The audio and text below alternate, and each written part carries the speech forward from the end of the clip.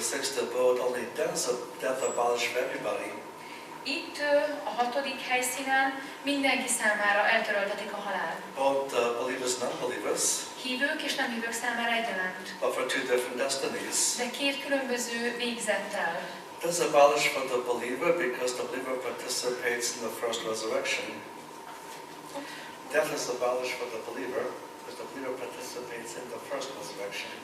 A hívő számára eltöröltetik, mert mi az első feltámadásban jelen leszünk, részt veszünk. To spend eternity with the Lord in the New Jerusalem upon the new earth. És mi az új Jeruzsálemben fogjuk az örökké valóságot a földön az Úrral tölteni. Death is also abolished for the unbeliever. A hitetlen számára is eltöröltetik a halál. As something worse than mere physical death. De a fizikai halálnál jóval rosszabb vár.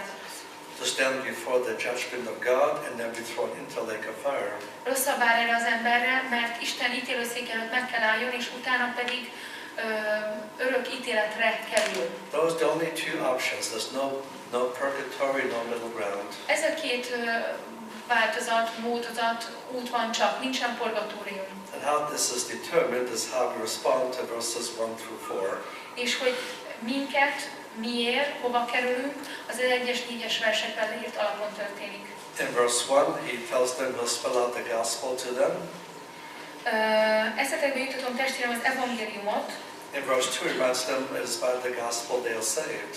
És itt a 2-es versben is azt mondja, hogy azáltal, hogy az evangélium által üdvözülünk. In verse 3 and 4, he spells out the three things we must believe for our salvation.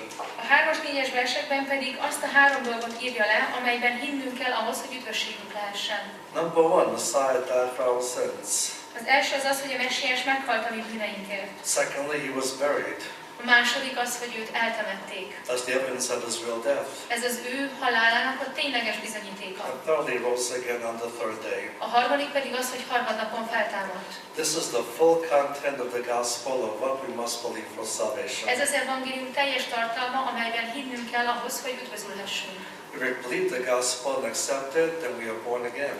Amennyiben mi hisszük az evangéliumot, elfogadjuk azt, megvalljuk, akkor mi újjászülettünk. And indeed we may die, but we shall be raised again at the resurrection. És bár meghalunk testünkben, de fel fogunk támadni Krisztussal együtt. And to spend the eternity in the New Jerusalem.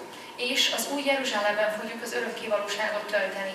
If we reject the gospel, we'll still be resurrected. Amennyiben elutasítjuk az evangéliumot, akkor is újra feltámadunk. Only to spend the eternity with Satan in the lake of fire. De akkor a sátánnal és a kénköves tóban fogjuk az örökké valóságot tölteni. And this is a decision you can make right where you sit even tonight.